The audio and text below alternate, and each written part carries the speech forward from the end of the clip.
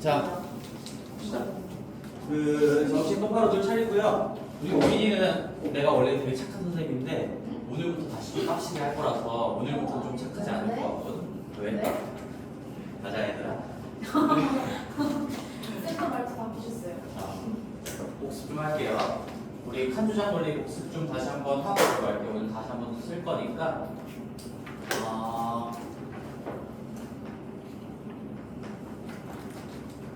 처음부터 쌤이랑 같이 한 친구들은 뭐 여러 번 들었을 거고 소윤이부터는 이제 수업 시간에 듣는 거는 아마 처음이 될 것 같은데 뭐 굉장히 중요한 어떤 방정식의 본질적인 내용인 거니까 잘 한번 생각을 해봅시다. 간단하게만 복습하고 넘어갈게요. 우리가 fx 어떤 x에 대한 식이 있고요. 는 0이 제가 방정식으로 만들었을 때 fx는 0에 뭐 근 중에 뭐 알파랑 베타가 있다라고 생각을 해볼게.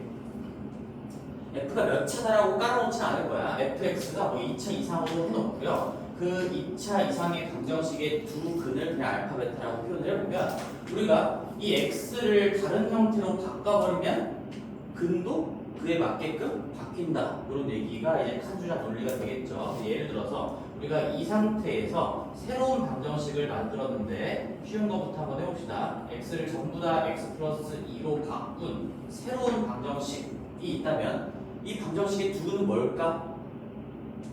지원아? 뭐 두 근이라기보다 이 알파와 베타에 대응하는 근을 표시할 수가 있겠지. 표현할 수가 있겠지. 뭐야? 지우야 뭐야? 여기는 마이너스 2. 은경아 뭐야? 아, 네. 알파 마이너스 2, 베타 마이너스 2. 물론 이 알파와 베타에 대응하는 새로운 근이 알파 마이너스 2, 베타 마이너스 2가 된다. 이거를 정확하게 이해를 하셔야 돼요, 얘들아. 지금 중간고사 때부터 뭐 이건 중간고사, 기말고사 어떤 시험이랑 상관없이 너희들이 3년 내내 할 것들이 이 방정식에 대한 고찰인 거잖아. 이런 것들을 대답을 못하면 안 되겠죠? 다시 한번 얘기해보면 우리가 이 방정식에서 지금 중요한 부분이 f의 괄호예요. f의 괄호라는 게 있는데 f의 괄호는 0꼴의 틀을 갖고 있는 방정식들이 있는데 지금 첫 번째 이 주어진 정보에서 이 괄호 안에 이 x자리에 지금 알파나 베타가 들어가야 등호가 성립한다는 얘기는 이 괄호 안에 알파랑 베타가 들어가야 등호가 성립합니다라는 정보를 던져주고 있는 거죠. 그럼 이 괄호 안쪽에 입력의 모양 자체가 x가 아니라 x 더하기 2로 바뀌었다면 어쨌든 f는 0꼴의 시스템은 바뀌지 않아 있으니까 우리 x 자리에 알파 마이너스 2가 들어가야지 더하기 2까지 합쳐지면서 그대로 알파가 들어간 효과를 낼 것이고 베타 마이너스 2가 이 x 자리에 들어가야지 이 더하기 2와 만나면서 베타가 들어간 효과를 내겠죠. 이게 칸주의 논리고요. 어렵지 않습니다. 지우야 잘 생각해야 돼. 그럼 한 번만 더 해볼게. 한 번만 더 해볼까? 아니죠. f의 ex는 0이다. 기존에 주어져 있던 x에 대한 어떤 방정식에 x를 전부 다 ex로 바꿔서 썼어요. 그래놓고 새롭게 만들어진 방정식에 이 알파와 베타에 대응하는 두 근은 뭘까? 조연아. 오 그래. 2분의 알파, 2분의 베타. 그렇죠? x 자리, 우리 해라는 건 결국에 x 자리에 뭐가 들어가야 등호가 성립하게 되겠는가라는 걸 물어본 거고 그럼 결국에는 이 f 괄호는 0이라는 기본적인 방정식의 틀 자체가 바뀌지가 않았어요. 그럼 이 괄호 안쪽에 지금 맨 처음에 주어진 정보에 의해서 알파나 베타가 들어갔을 때 등호가 성립합니다 라는 얘기를 해준 거니까 지금 x가 2x로 바뀌었으면 이 x자리에 2분의 알파가 들어가야 이 앞쪽에 곱해진 2와 만나면서 알파가 들어간 효과를 낼 것이고 2분의 베타가 들어가야 베타가 들어간 효과를 낼 것이니까 그래서 우리가 뭐 이런 식으로 했었죠. 여기 칸 조작이 지금 이 첫 번째 경우에는 x가 여기 밑에 써볼게요. x가 지금 x 플러스 2로 바뀌었기 때문에 항상 원래 가지고 있던 근의 변화는 이 칸 조작의 역연산일 수밖에 없다라고 얘기를 했어요. x가 x 플러스 2로 바뀌었다라는 건 우리가 플러스 2의 연산이 지금 추가가 됐다는 거니까 그러면 그에 따라서 기존에 있던 알파랑 베타라는 두 근은 플러스 2의 반대 연산 마이너스 2의 과정을 거칠 수밖에 없다라는 얘기죠. 알파 마이너스 2, 베타 마이너스 2 이렇게도 했었고 그리고 뭐 하나 그냥 말로 설명하기도 했었지. 우리가 x 더하기 2라는 게 알파가 되려면 x 자리에는 알파 마이너스 2가 들어가야 됩니다. 뭐 이런 식으로도 얘기했었죠. 다 똑같은 내용인 거고 마지막으로 하나만 더 해볼게요. 우리 기본적으로 요거까지도 또 알고 있어야 되겠죠? x가 x분의 1로 바뀌었으면 유리막 뭐가 될까? 알파와 베타에 대응하는 근. 이 새로운 방정식에 이 알파와 베타와 연결되는 두 근이 뭘까요? 알파분의 1. 그렇지. 알파분의 1, 베타분의 1. 얘도 마찬가지로 우리가 두 가지 관점으로 설명할 수가 있겠지? x가 x분의 1로 바뀌었다라는 건 역수를 취하는 연산이 들어간 거죠. 역수를 취했다는 얘기예요. 그러면 이 기존에 있던 알파랑 베타도 방정식이 바뀌었으니까 요 바꾼 칸 조작의 역연산 과정이 들어가야 된다. 근데 역수를 취하는 거에 반대 과정도 어차피 역수를 취하는 겁니다. 그래서 우리 알파분의 1하고 베타분의 1로 바뀐다. 뭐 이렇게 얘기할 수도 있고 그 다음에 아니면 x분의 1 자리가 알파가 되려면요 x 자리에 알파분의 1이 들어가야 됩니다. 이렇게 말로 설명할 수 있고요. 다 똑같은 얘기를 하는 거지. 결국에는 너희들이 지금 맨 위에 내가 주황색으로 써놓은 이 개념 자체를 머릿속에 완벽하게 넣어놓고 있어야 돼. F는 0꼴의 시스템은 바뀌지 않은 상태에서 이 안쪽에 내가 얘를 입력 칸이라고 불렀어요. x 플러스 2, dx, x분의 1 이런 것들이 다 입력 칸의 모양인 건데 그게 어떻게 바뀌었나에 따라서 이 대응하는 근의 형태도 다 바뀔 수밖에 없겠지. 그리고 참고적으로 이 역수근을 갖는 새로운 방정식은 굉장히 좀 자주 나오니까 결과도 외워보라고 했었죠. 이게 뭐였지? 우리가 원래 뭐 예를 들어서 x제곱 마이너스 2x 플러스 4는 0의 두 근을 알파 베타라고 한다면 우리 알파분의 1, 베타분의 1을 두 근으로 하는 2차 방정식은 어떻게 생겼다라는 걸 바로 알 수가 있어?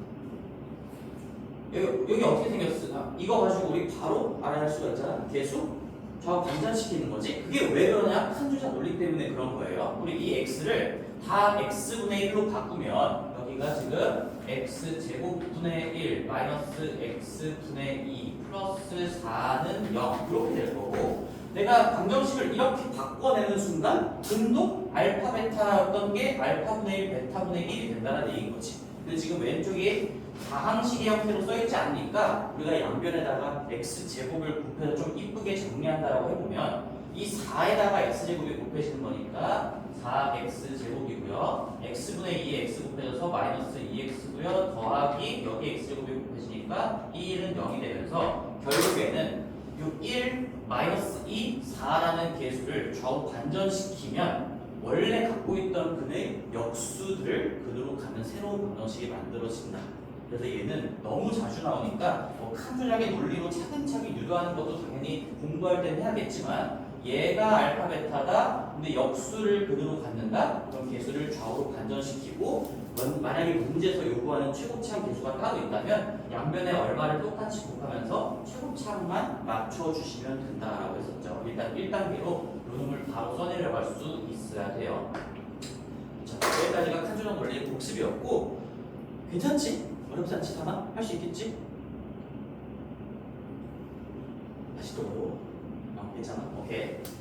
자, 그럼 오늘 저번 시간에 농땡이 치다가 못했던 상반식 한번 들어가 볼게요. 우리 그 오메가에 대한 거 x세제곱은 1짜리랑 x세제곱은 마이너스 1짜리 페이지로 봤을 때 177페이지에 있는 거 거기까지 우리 완벽하게 공부를 했었고 그 다음에 모기차 방정식까지 하고 그 다음에 농땡이를 펴었어요. 그러니까 오늘은 상반 방정식부터 조금 이어나가 볼게요. 잠깐 보기차 여기다가 써놓자. 보기차 지금 4차 방정식까지 저번에 공부했던 건데 이건 책이 없어서 우리 필기로 가고 있었던 거지. 보기차 4차 방정식이고요. 예, 뭐 x의 4제곱 더하기 ax 제곱 더하기 b는 0 이거를 배웠고 여기에다가 중요한 것들 키워드만 다시 한번 써놓고 갈게요. 이 보기차 4차 방정식은 기본적으로 우리가 x제곱을 t로 뭐 치환한다는 마음가짐 치환한다는 마음가짐을 갖고 있을 때 직접 t로 바꿔도 되고 아니면 너희들 마음속에서 그냥 x제곱을 한 놈으로 생각해도 되고 그렇다면 결국엔 얘는 지금 그냥 2차 방정식의 구조랑 똑같이 생겨먹은 거니까 우리가 인수분해 방법은 크로스 너희들이 중학교 때부터 배웠던 2차식 크로스 인수분해 방법 그거 아니면 우리가 보기차 방정식의 어떤 보기차식의 새로운 인수분해 방법 더하고 빼기 요거 두 가지로 반드시 인수분해가 됩니다. 결국엔 고차 방정식은 인수분해를 하세요라는 문제인 거나 다름없으니까 이 보기차 4차 방정식이 나오면 크로스랑 더하고 빼기 둘 중에 하나 반드시 걸리게 되겠다. 집중하고 그리고 내가 여기 맨 위에다가 뭘 적어놨지? 또 보기차? 너희들이 중간고사의 그 오답을 되풀이하지 않기 위해서 볼 수 있는 눈 적어놨었죠 이거? 이렇게 열심히 수업하고 공부하고 해도 이 눈이 안 만들어지면 보기차식이 나오면 뭐예요? 그게 보기차식인 걸 캐치를 못하는데 그죠? 그래서 보기차식인 걸 볼 수가 있어야 돼. 우리가 홀수차항에 없는 식이 나왔으면 보기차식이구나 내가 배운 방법대로 풀어나가면 되겠구나 그런 얘기예요. 그 다음에 오늘 할 거는 우리가 상반식인데 얘랑 같이 조금 공부를 해봅시다. 상반식이고요. 상반얘도 이제는 인수분해를 조금 넘어서 등호가 들어가 있는 상반 방정식으로 가볼게요. 상반 방정식. 자, 상반 방정식은 개수가 대칭인 방정식, 개수가 대칭이다라는 거가 상반식의 의미인 거니까 얘는 개수 대칭을 관찰할 수가 있어야 되겠죠.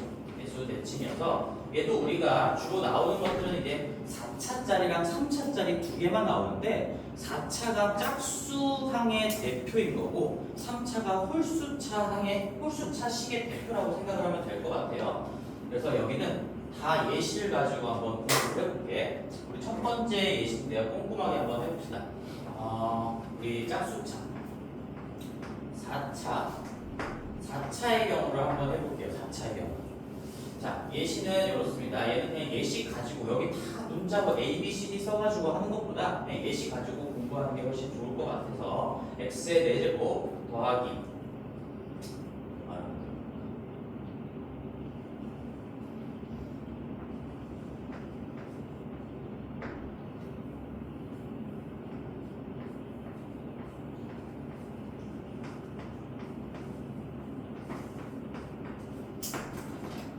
이렇게 있다고 쳐볼게요. 일단 우리가 결국에는 뭐 상반 방정식이 나와도 마지막에 여기 등호가 들어가고 는영이 들어가는 거니까 결국 얘를 인수분해만 할 수 있으면은 분석은 끝이 난다 이런 얘기인 거지. 얘를 왜 상반식이라고 부르냐? 우리 가운데 어떤 가운데라는 걸 지금 2차항으로 바라볼 수가 있으니까 가운데 숫자를 기준으로 3, 3 좌우 대칭, 1, 1 좌우 대칭이다. 그러니까 여기 가운데에 뭐가 있냐는 상관이 없다. 이런 얘기도 같이 좀 익혀두시고요. 1, 3, 4, 3을 보는 순간 마찬가지 볼 수 있는 눈이 있어야 돼요. 일단 네가 상반식이다라는 걸 캐치할 수 있어야 되겠죠?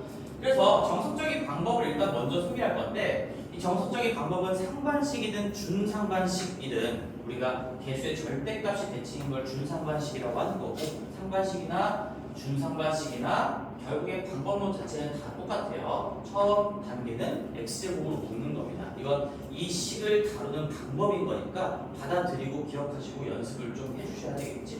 x제곱으로 묶는다면 여기 x제곱 더하기 우리 지금 이거 처음 하는 거 아니니까 조금만 속도 있게 가볼게요. 더하기 4고요. 더하기 x분의 3 항은 아니지만 이런 분수 형태의 식이 어쩔 수 없이 나오게 됩니다. 약간 억지로 x제곱으로 묶어내는 그런 느낌이었던 거지. 억지로 묶어낸다. 자, 그럼 여기서 이제 잘 보시면 우리 중학교 3학년 때부터 x와 x분의 1 관련된 곱셈 공식, 분양 공식들을 배웠을 때 이 x제곱분의 1과 x제곱이 똑같은 개수로 잘 짝지어져 있으면 x 더하기 x분의 1의 어떤 거듭제곱 형태로 다 표현이 가능하다라는 걸 배웠고, 여기도 마찬가지지. 여기 지금 3x하고 x분의 3, 얘도 지금 x하고 x분의 1이 똑같이 3개씩 한 쌍으로 짝지어져 있는 걸 볼 수가 있는데, 지금 얘랑 알맞게 짝지어져 있고 얘랑 알맞게 짝지어져 있는 이유가 우연히 그런 게 아니죠. 애초에 개수가 대칭이 상반식이었으니까 이 3개짜리가 그대로 3개로 내려온 거고, 하나하나 맞아떨어지는 개수가 그대로 하나하나로 내려온 겁니다. 그래서 우연의 일치가 아니라는 얘기야. 결국에는 지금 이 상반식이 나오면 무조건 x제곱으로 묶었을 때 괄호 안쪽이 x 더하기 x분의 1 가지고 전부 다 표현할 수 있는 식이 등장할 수밖에 없다. 이런 얘기인 거지. 그래서 x제곱으로 묶고 나서 괄호 안쪽을 x 더하기 x분의 1꼴로 표현하는 것 자체가 방법이에요. 우리 얘를 그냥 치환했다라고 생각해 볼게요. 자, 그러면 치환한 것들은 살짝 좀 위에다 쓸 거고, 어디로 올라갈까? 좀 위에다 갖고 올라갑시다. 자, 그래서 치환을 한번 해보면 여기가 x제곱은 바깥에 있는 건 그대로 한번 볼게요. 그런 상태에서 자, 우리 곱셈 공식, 변형 공식 기본적인 거 알고 있죠? 제곱 더하기 제곱은 이거 t 가지고 표현했을 때 t제곱 마이너스 2가 되겠네. t제곱 마이너스 2. 요놈 제곱하면 우리 제곱에다가 플러스 2 나오는 거니까 2를 빼줘야 정확하게 제곱만 남게 되겠고요. 그 다음에 초록색 3x랑 x 더하기 3은 얘는 그냥 t가 3개 있구나. 3t라고 써주면 되겠죠. 그리고 여기 건드리지 않았던 더하기 4도 그대로 이렇게 붙여서 써주면 t를 가지고 괄호 안쪽을 표현하는 데 성공을 했다. 이런 얘기지. 자, 그럼 이어가 볼게요. 얘는 x제곱에 이 괄호 안쪽이 t의 제곱 더하기 3t의 플러스 2가 되면서 우리가 치환의 목적을 좀 달성한 상황이 되겠지. 굉장히 복잡해 보였던 걸 치환을 통해서 이 한 덩어리를 간단한 문자 t로 표현했더니 그냥 t에 대한 2차식이고 심지어 인수분해도 너무 쉬운 식이 만들어져 있구나. 뭐 얘가 인수분해가 안 되면 어떡합니까? 라는 것도 질문할 수가 있는데, 얘가 인수분해가 안 되면 더 이상 인수분해가 안 되기 때문에 그런 식은 나오지 않죠. 당연히 우리 교육과정에 맞게끔 인수분해를 할 수 있는 식만 다루게 될 겁니다. 따라서 얘는 x제곱이고요. t 플러스 1, t 플러스 2로 인수분해가 되는 거고, 더 이상 t에 대해서 간단하게 정리가 안 되니까 원래대로 돌려볼게요. 원래대로 돌리면 얘는 x제곱에 t가 x 더하기 x분의 1이었어요. x 더하기 x분의 1 더하기 1에다가 얘는 x 더하기 x분의 1 더하기 2 이렇게 붙을 거고, 이제 마지막 마무리가 여기에서 지금 이쪽으로 넘어가는 거는 우리 역치환이라고 해주면 되겠지. 얘는 지금 역치환 다시 원래대로 돌렸다라는 얘기죠. 그럼 이제 마지막 마무리는 지금 얘가 인수분해가 된 거라고 할 수 있나요? 되었나? 이게 지금 인수분해 한 거 맞니? 지금 이 4차식이 있었는데 얘 곱하기 얘 곱하기 얘로 표현했어. 이거 인수분해 한 거니? 아니지. 왜 아니야?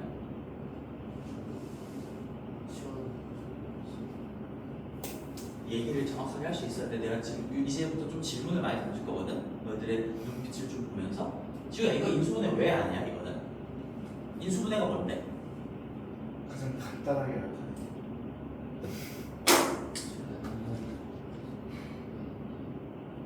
인수분해는 다항식을 어떤 다항식들의 곱셈으로만 나타내는 것을 인수분해라고 해요. 용어의 정의를 정확하게 알고 있어야 돼. 그럼 다항식이라는 건 항으로만 이루어져 있는 식을 다항식이라고 부르지. 근데 그럼 또 항은 뭐야? 항은 문자 또는 숫자가 곱셈으로만 이루어져 있는 그 덩어리를 항이라고 불러요. 얘는 지금 4차 다항식이 맞는 거지. 지금 다 문자랑 숫자가 곱셈으로만 이루어져 있는 이 한 덩어리들이 모여서 만들어진 식이니까 다항식인 건데, 얘 x제곱 다항식 맞아. 그치? 근데 얘가 다항식이 아니야. 얘도 아니야. 뭐 때문에? x분의 1, 얘 때문에. 이 x분의 1이라는 건 1 나누기 x여서 문자랑 숫자가 곱셈으로만 이루어져 있지 않고 나눗셈이 들어가 있어요. 그래서 얘는 이 x분의 1이 항이라고 부를 수가 없기 때문에 이 자체도 다항식이 아니에요. 모든 것들이 다 항이어야 다항식인 거지 하나라도 항이라고 부를 수 없는 놈이 낑겨 있으면 얘는 다항식이 아니다.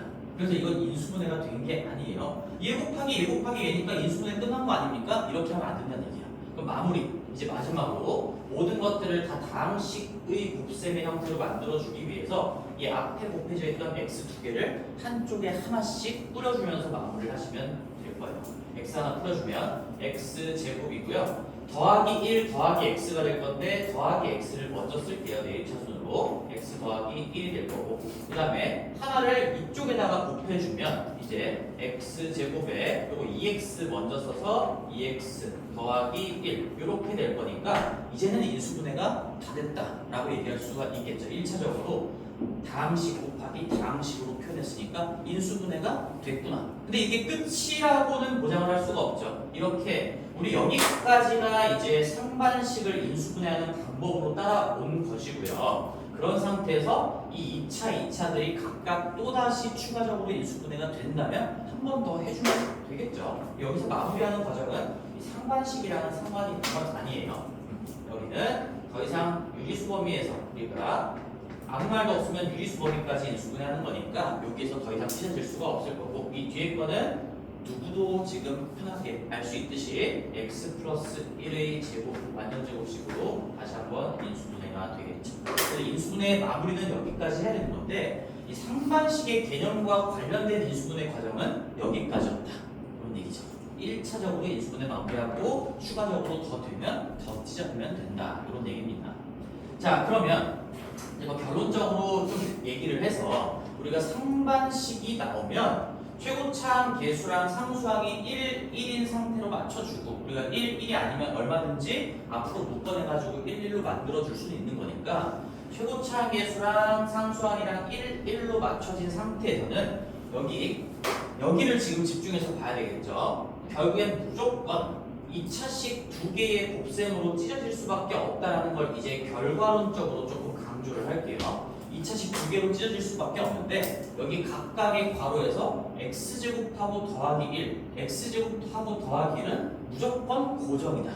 고정이다라는 얘기인 거야. 그 고정의 이유를 살펴보면 1 거슬러 올라가면 이게 어디서 나온 거냐? x 더하기 x분의 1에 x가 곱해지면서 x제곱 더하기 1이 만들어진 거고 x분의 1에 x가 곱해지면서 이렇게 만들어진 건데 이 인수분해되는 과정에서 우리가 이 치환을 통해 인수분해를 해나갔기 때문에 반드시 이 x 더하기 x분의 1이라는 덩어리가 계속해서 유지되면서 끌어내려질 수밖에 없는 거거든.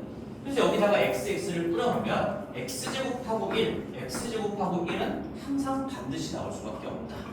그래서 이제 다시 한번 해볼게. 이게 정석적인 방법입니다. 근데 우리가 정석적인 방법을 알고는 있어야 돼. 이 과정 자체를 물어보기도 하고 만약에 너희들이 어떤 방법 같은 것들이 잘 떠오르지 않는다면 이렇게라도 인수분해를 해야 되는 거니까 정석적인 방법도 당연히 익혀두셔야 되고 나 정신 좀 차리자. 우리 되풀이하지 말고 자, 이 과정을 좀 익혀둔 상태에서 다시 한 번만 적어볼게. 다시 한 번만 x의 4제곱 더하기 3x 세제곱. 물론 이거 내가 나와준 프린트에도 다 정리가 되어 있는 건데 너희들 죽어도 공부 안 하니까 뭐 3x 더하기 1 한 번만 더 써볼게요. 이제 결과론적으로 방법을 좀 익혀봅시다. 얘는 개수가 대칭인 식이다라는 걸 알고 있고요. 만약에 인수분해가 되면 반드시 이렇게 인수분해가 돼요. 그럼 우리가 찾아내야 하는 건 사실상 이 결론을 알고 있을 때 여기에 몇 x가 들어가고 여기에 몇 x가 들어가는지 그것만 알아내면 된다는 얘기겠지. 그렇지? 그래서 그것만 알아내기 위해서 내가 잠깐 여기를 더하기 AX라고 한번 가볼게요. 그 다음에 여기도 더하기 BX라고 한번 넣어볼게요. 난 A와 B 자리에 들어가는 숫자가 뭐인지만 찾아내면 되는 거야. 그러면 우리가 이렇게 긴 과정을 거칠 필요도 사실상은 없다라는 얘기인 거고, 얘를 다시 한번 전개를 해서 계수 비교를 한번 해볼게. 얘 곱셈에서 다시 전개해보면 x 4제곱에 더하기 a 플러스 b의 x의 세제곱이 될 거고요. 그 다음에 이 창이 만들어질 수 있는 건덕지는 ab x제곱 1x제곱 1x제곱인 거니까 얘가 ab 플러스 2만큼의 x제곱에 다시 a 플러스 b의 x 더하기 1이 되면서 우리가 이제 a 플러스 b, a와 b를 어떻게 찾을지는 계수 비교를 통해서 마무리를 해주면 되겠죠. 자, 계수 비교 어떻게 할까? 여기 a 플러스 b에 해당하는 건 항상 어디에 있는 거야? 3창의 계수에 있는 거야. 물론 이게 1창의 계수랑 똑같은 거니까 3, 3이 a 플러스 b, a 플러스 b여서 뭐 둘 중에 아무거나 비교하면 되겠죠. 그 다음에 우리 여기 2창의 계수 자리가 ab 더하기 2다라는 것도 보시면 여기 이 노란색 부분 4라는 게 결국엔 내가 구하고자 하는 a와 b의 곱셈에다가 2를 더한 만큼이다 라는 거예요. 그래서 우리가 계수 비교라는 걸 통해서 결론을 알고 안 상태에서 계수 비교라는 걸 한번 해보시면 얘는 지금 a 플러스 b가 3이 돼야 하는 거고요. 그 다음에 a, b 자체가 얘가 4에서 2를 뺀 2가 되는 거겠죠? a, b에 2를 더한 게 4가 되는 거니까 얘는 2가 돼야 됩니다. 그래서 우리는 저 두 개의 관계식을 만족시키는 a, b를 찾아서 여기에 갖다 꽂으면 인수분해가 완료가 된다라는 거예요. 방법이 훨씬 빠르겠지, 그러니까. 자, 그럼 이제 여기서 또 한번 질문해 봅시다. 우리 이거 가지고 a, b 구할 수 있는 방법 대표적으로 뭐가 있을까? 하나야. 이 합이 3이고요, 곱이 2다. 이거 가지고 a, b를 구할 수 있는 방법 뭐가 떠오르니?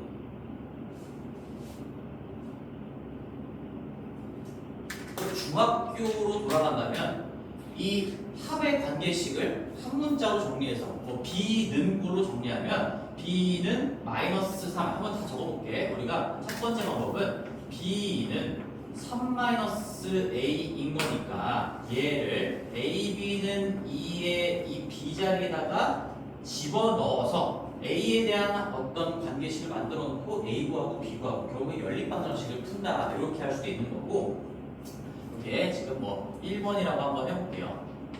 그 다음에 2번 방법은 또 뭐가 있을까요? 똑같은 얘기를 하는데 합과 곱하면 느껴지는 게 뭐가 없나요? 합하고 곱이 나오면 느껴지는 게 없나요? 요즘은 도대체 뭘 공부하고 있는 것인가?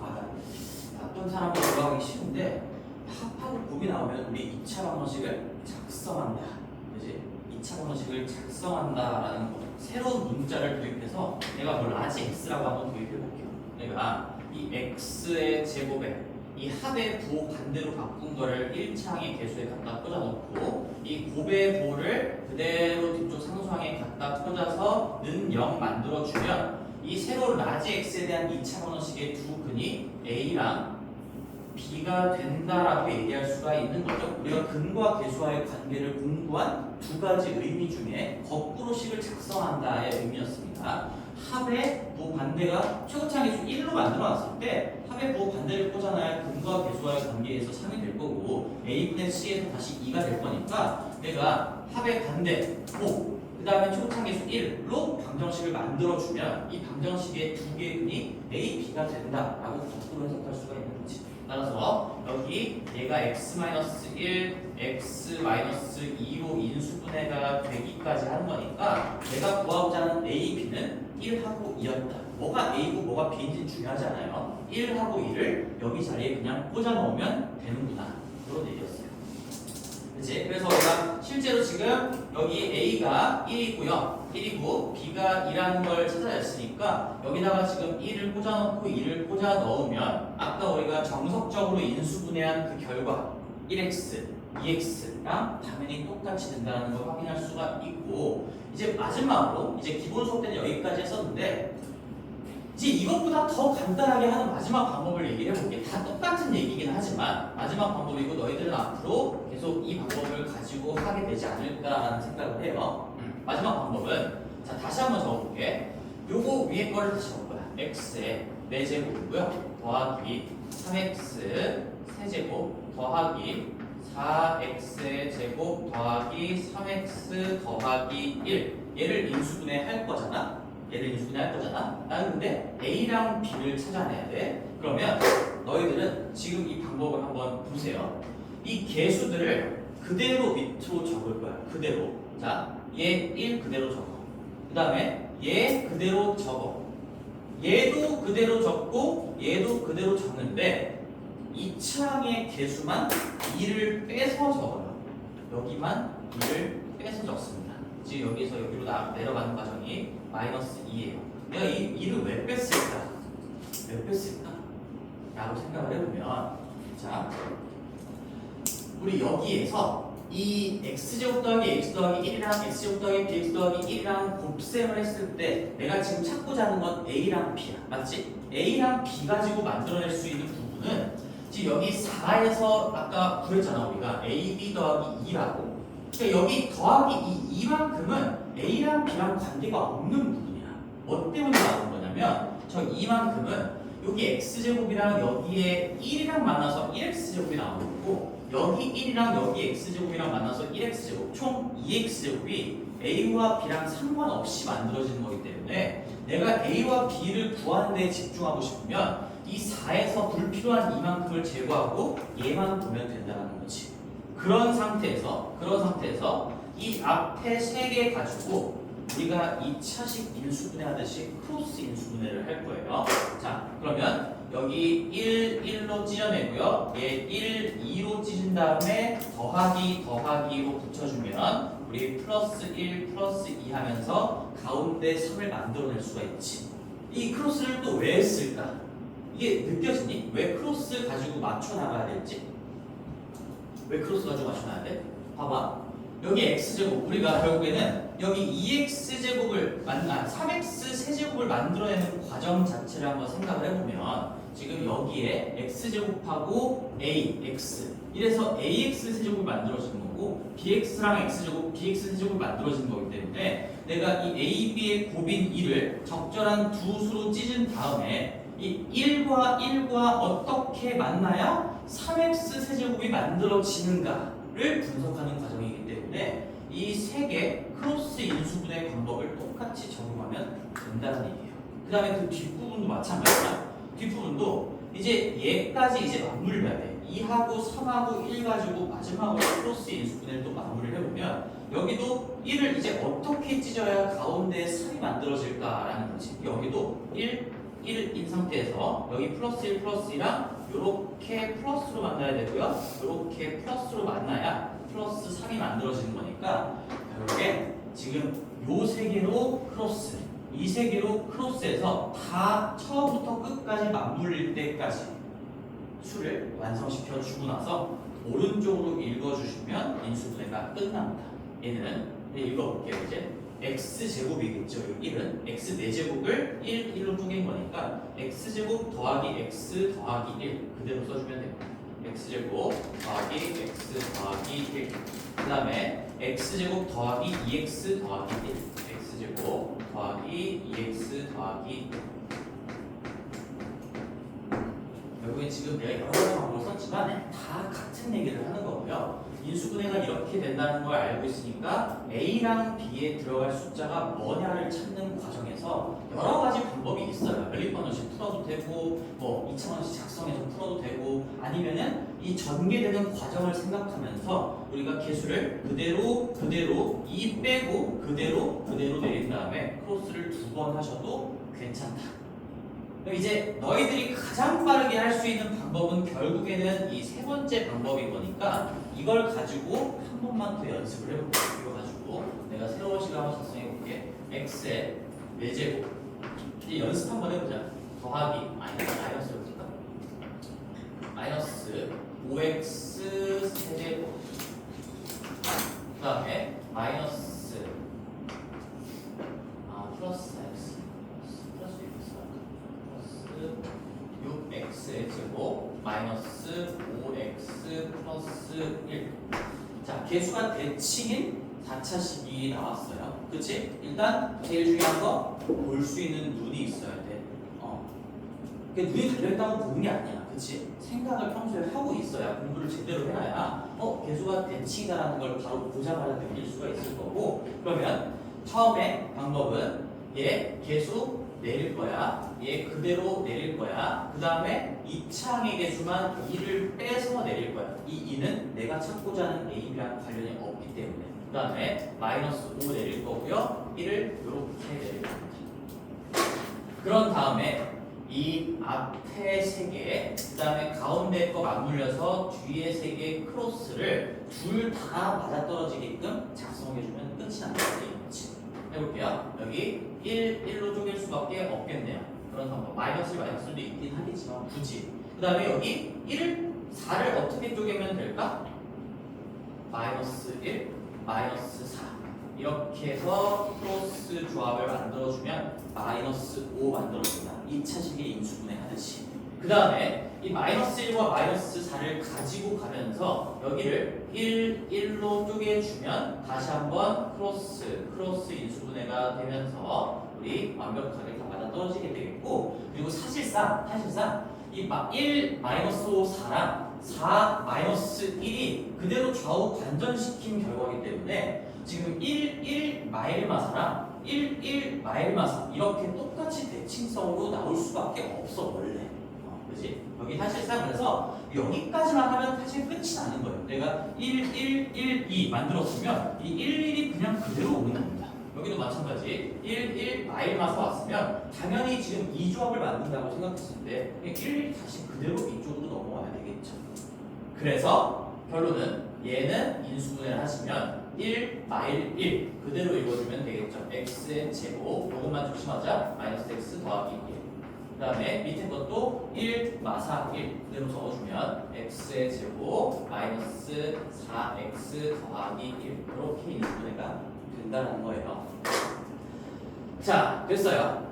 그러면 이제 사실 여기까지는 뭐 인수분해에 대한 내용이었고 너희들이 연습해서 빠르게 할 수 있도록 숙지하시면 됩니다. 근데 지금 우리가 공부하는 건 뭐 이 개념은 사실 중간고사 때도 이미 했었어. 마지막 개념은 내가 뭐 처음 얘기해 준 거긴 하지만 얘랑 똑같은 내용인 거니까. 근데 지금은 방정식을 배우는 거야. 이제 본격적으로 얘기를 해볼게요. 그럼 우리가 인수분해가 끝났어. 근데 우리는 여기다가 는 0을 달아서 방정식을 분석해 보자라는 게 기말고사 범위가 되는 거죠. 여러 가지 방정식에서 나옵니다. 그러면 여기에 특징이 뭐가 있을까요? 개수가 대칭인 이 상반 방정식의 성질 특징이 뭐가 있을까? 자, 개수가 대칭이다. 잘 봐봐. 그럼 우리가 여기에서 한번 정리해 봅시다. 개수가 상반 방정식. 이제 방정식으로 넣어볼게요. 아주 중요한 특징이 있죠. 보기차 방정식의 특징은 뭐였지? 지우야? 네? 저번 시간에 했던 보기차 방정식에서 반드시 머릿속에 박아놓고 있어야 되는 거. 보기차 방정식의 특징.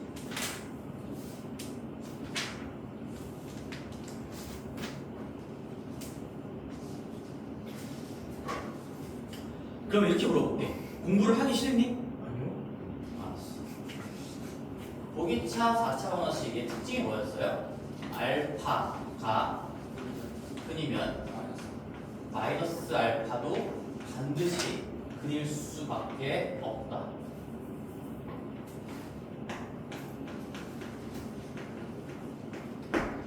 이거였죠? 그렇지? 우리 여기 알파를 집어넣어도 알파 4제곱 더하기 a 알파 제곱 더하기 b는 0이 되는 거고 그럼 마이너스 알파를 x 자리에 집어넣어도 어차피 짝수차 항밖에 없기 때문에 우리 알파를 짝수번 곱하는 거랑 마이너스 알파를 짝수번 곱하는 건 결과가 똑같이 나와요. 그래서 알파를 넣었는데 등호가 성립을 한다면 마이너스 알파를 넣어도 등호가 성립을 당연히 하겠죠. 그래서 알파가 근이면 마이너스 알파도 근이다. 만약에 이걸 인수의 관점에서 얘기하면 x 마이너스 알파 x 마이너스 알파 쟤를 인수분해했는데 얘가 인수로 들어있다. 인수이면 똑같은 얘기야. x 플러스 알파도 인수이다. 같은 얘기인 거죠. 저 4차식을 인수분해했을 때 x-3이 인수로 들어있었어? 그럼 x 플러스 3도 무조건 있어야 돼요. 무조건. 없으면은 그게 고비차식이 될 자격이 없는 거지. 애초에 고비차식이 아닌 게 되겠죠. 얘도 정리해볼게요. 상반 방정식에도 반드시 머릿속에 집어넣어놓고 출발해야 되는 아주 중요한 성질이 있지. 그게 뭘까요? 일단 결론부터 한번 들어볼게요. 상반 방정식의 특징입니다. 알파가 근이면 반드시 알파분의 1도 근이다. 어떤 알파 하나가 근으로 주어졌거나 너희들이 찾아냈어? 그러면 그놈의 역수도 나머지 근들 중에 반드시 자리를 차지하고 있어야 된다. 얘는 내가 두 가지로 한번 설명해 볼 수가 있겠지? 자, 두 가지로 한번 설명해 볼게. 얘 상반식이 인수분해가 무조건 x제곱 더하기 1, x제곱 더하기 몇 x 더하기 1 이렇게 나온다라고 얘기했잖아. 그럼 내가 4개의 근을 여기서 내가 알파랑 베타 나오고요. 여기서 두 근을 감마랑 뭐 델타라고 한번 잡아볼게요.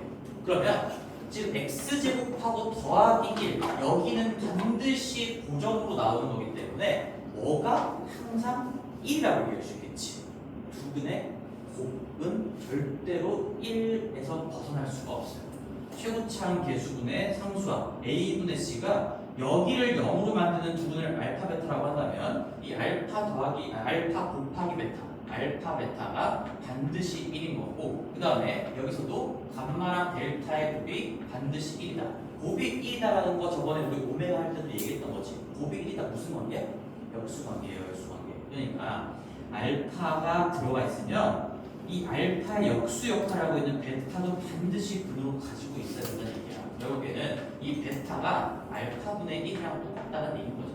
그리고 델타도 감마분의 1이랑 똑같을 수밖에 없다는 거지. 이 4개의 근은 항상 그래서 알파분의 1, 감마분의 1 이런 꼴로 4개가 포진되어 있을 수밖에 없는 거고, 그게 지금 인수분해 관점에서 설명을 한 거고요. 또 하나 더 해볼게. 내가 이거 칸 조각을 복습을 시키는 이유가 있어요. 칸 조각 여기 역수분을 갖는 방정식을 만들려면 개수를 좌우 반전시키면 된다라고 했었지. 근데 이 상반식의 특징이 뭐야? 개수가 애초에 대칭인 거니까 이 개수를 좌우 반전, 그러니까 이게 돌려도 1, 3, 4, 3, 1이 똑같이 유지가 되는 거야. 그치? 그러면 내가 여기에 두 근을 예를 들어 알파랑 베타가 있었다고 했어요. 근데 내가 알파분의 1하고 베타분의 1을 근으로 갖는 방정식을 만들려고 x 대신에 x분의 1로 바꿔가지고 뭐 새로운 방정식을 작성해봤자 그냥 또다시 이 방정식이 만들어진다는 얘기지. 그러니까 결국엔 이 상반 방정식은 이 자체적으로 알파랑 베타를 근으로 가지면 알파분의 1, 베타분의 1도 반드시 근으로 가질 수밖에 없는 그런 독특한 성질이 있는 놈이다라는 얘기예요. 그래서 한마디로 내가 두 가지 관점에서 다 설명해줬지만 본질적으로 똑같은 얘기죠. 상반 방정식의 특징은 알파가 근이면 알파분의 1도 반드시 근 안에 들어가 있어야 된다 얘기지. 그럼 너희들은 어떻게 기억해야 돼? 얘를 키워드 문장 자체로도 당연히 머릿속에 집어넣어야 되는 거고, 만약에 상반 방정식이 나왔는데 뭐 인수분해 하기도 전에 근이 2라고 주어져 있어. 예를 들어서 하나가 2입니다 이렇게 주어져 있어요. 그러면 바로 뭐 적고 들어가야 돼? 2분의 1도 무조건 근이구나 써놓고 들어가야 되는 거야. 하나를 알려주는 순간 두 개를 알고 있는 거지. 두 개를 알고 들어가는 거죠. 얘도 마찬가지야. 공기차 방정식도 근 하나를 알게 되거나 알려주는 순간 세트로 하나가 더 확보가 되는 거니까 하나를 알려줘도 두 개를 우리는 알고 있는 거예요. 그런 얘기 할게요.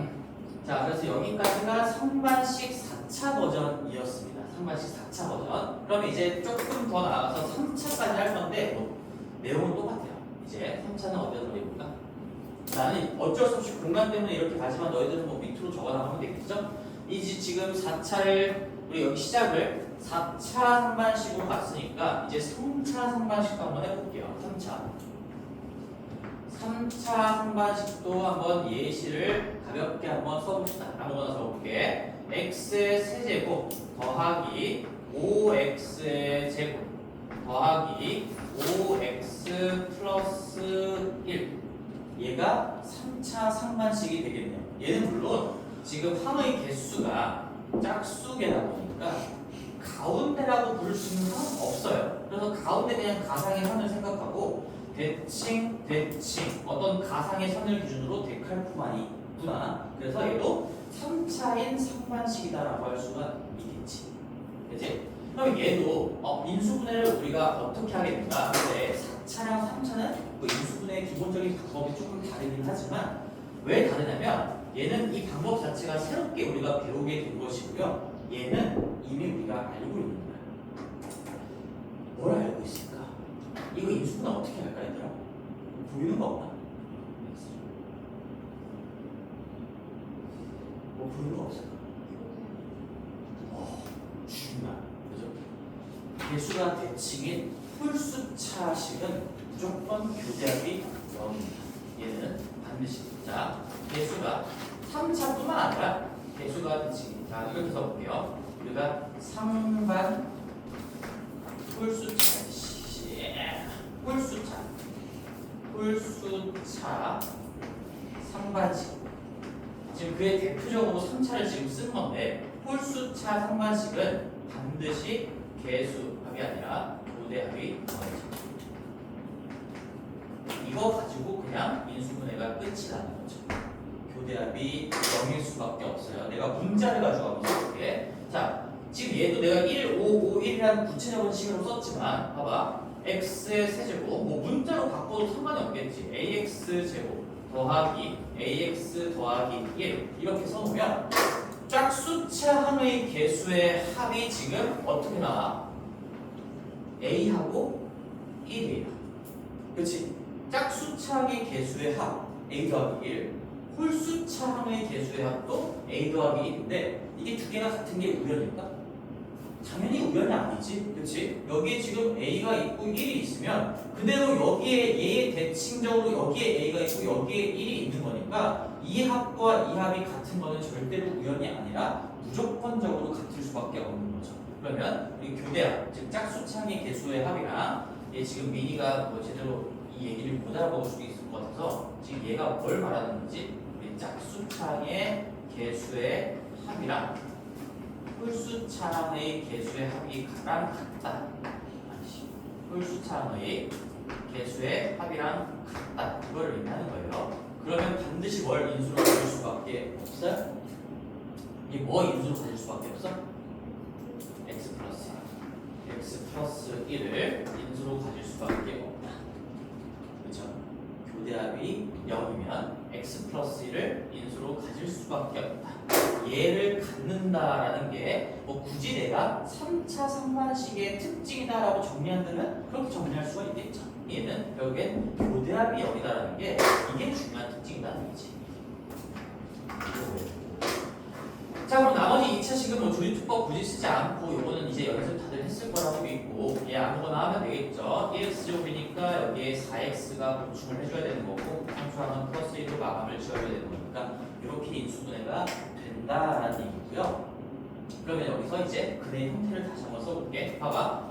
여기에서 지금 우리는 마이너스 1이라는 게 나오는데 개수가 대칭인 3차식은 그러면 개수가 대칭인 홀수차식은 이 마이너스 1을 어떻게 갖는다는 거야?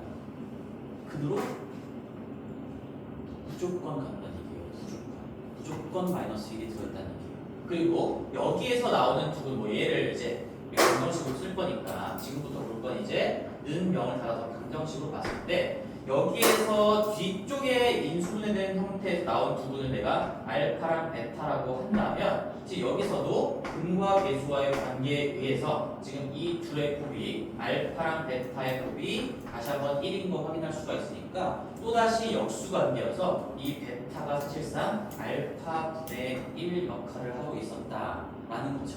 그리고 개수가 대칭이라는 성질은 그대로 유지가 되고 있기 때문에 마찬가지로 칸조작 논리에 의해서 얘도 똑같이 이 성질을 갖고 있어요. 4차원, 3차원 간에 이거 개수 좌우 반전시켜도 달라지는 게 없으니까 여기에서 어떤 근이 알파가 있었다면 자체적으로 알파분의 1도 가지고 있을 수밖에 없다는 얘기인 거지. 그럼 그걸 다시 한번 확인해 볼게. 우리 이 3차 방정식의 지금 근이 이렇게 나왔어요.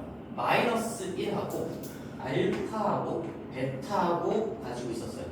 그럼 이 성질을 그대로 유지하고 있는 건지 다시 한번 체킹을 해보자. 이게 맞니 지금? 마이너스1하고 알파하고 베타인데 자 봐봐. 알파를 그대로 가지고 있었어. 그러면 그놈의 역수도 반드시 그대로 들어있어야 돼. 어디 들어있어? 여기 들어있어.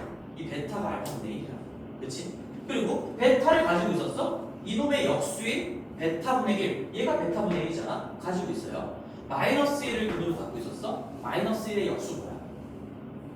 마이너스 1이야. 마이너스 1 분의 1로 만들어도 마이너스 1이야. 그러면 마이너스 1의 역수 마이너스 1 여기 들어있어요. 이게 지가 지의 역수 역할까지 같이 하고 있는 거죠.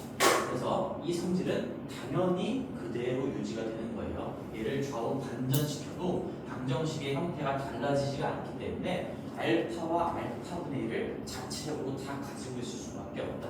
결국엔 내가 아까 여기다가 정리해준 이 상반 방정식의 중요한 성질이자 특징, 얘는 짝수차냐 홀수차냐 이런 게 중요한 게 아니지. 무조건적으로 상반식이면 상반 방정식이면 반드시 성립하는 중요한 성질이다 라는 거고요. 얘도 마찬가지. 보기차 방정식이면 반드시 성립하는 성질이자 특징일 수밖에 없다. 그래서 보기차 방정식을 딱 발견을 했다. 저 멘트가 가장 먼저 떠올라야 돼. 그 다음에 이제 인수분해 하고 뭐 하면 되겠죠. 그 다음에 상반 방정식이 떠올랐다. 물론 인수분해 방법도 당연히 다 알고 있어야 되고요. 그리고 우리가 어떻게 근의 형태가 어떻게 갖춰져 있는지도 결론으로 미리 기억하고 계셔야 됩니다. 알파분이면 알파분의 1로 반드시 그릴 수밖에 없다. 괜찮지? 괜찮지? 그리고 이제 여기에서 우리 기본적으로 아까 정석적인 방법 얘를 꼭 기억해달라고 했는데 얘를 가지고 이제 꼭 상반 방정식만 나오는 게 아니라 뭐 준상반 방정식도 나올 수가 있어요. 이 방법은 우리가 준상반식에도 만약에 내가 인수분해 방법이 잘 보이지 않는 어떤 준상반식이 나오면 준상반식에도 적용이 되는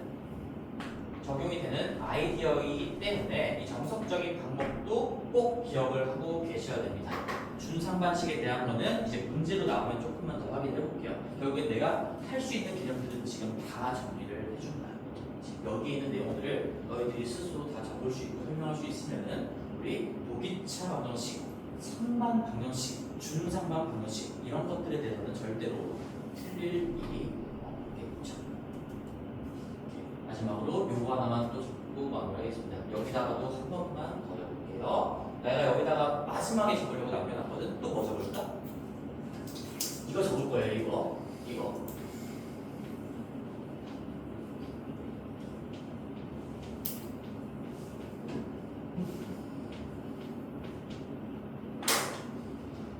그쵸? 볼 수 있어야 돼요. 이렇게 얘기를 해도 지금 꾸벅꾸벅 졸고 있는 친구들은 아마 또 못 볼 거야. 나는 장담을 하지. 그러니까 본인이 뭔가 달라지려고 바뀌는 게 있어야 돼. 조금 잠도 깨면서 어떻게 하면 중간고사 때랑 좀 달라질 수 있을까? 계속 어떻게 공부를 잘 해나갈 수 있을까? 좀 생각을 하시고 오케이 됐습니다. 됐고요. 그리고 나서 우리는 여기 일단 페이지는 184페이지 이제 연립방정식으로 좀 넘어갑시다.